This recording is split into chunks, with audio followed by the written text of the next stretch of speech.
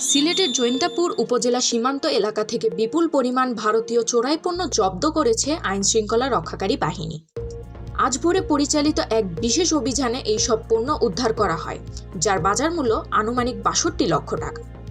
Police সূত্রে জানা গেছে, গোপন সংবাদের ভিত্তিতে জৈন্তাপুর উপজেলার সীমান্তবর্তী এলাকায় ভোরে অভিযান পরিচালনা করা হয়।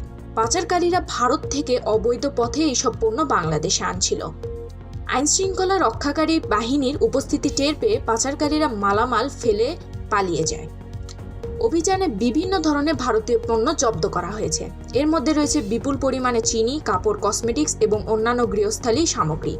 জব্দকৃত মালামালের আনুমানিক বাজার মূল্য ৬২ লক্ষ টাকা বলে প্রাথমিকভাবে ধারণা করা হয়েছে।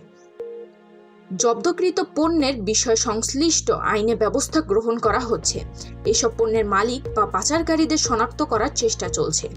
অবৈধ পণ্য আসা বন্ধে সীমান্ত রক্ষায় নজরদারি বাড়ানো হয়েছে বলে জানিয়েছে আইনশৃঙ্খলা রক্ষাকারী বাহিনী। সীমান্ত এলাকায় চোরাচালান প্রতিরোধে আইনশৃঙ্খলা রক্ষাকারী বাহিনীর এই ধরনের অভিযান অব্যাহত থাকবে বলে জানানো হয়েছে। আপনারা দেখছিলেন প্রতিদিন সকাল।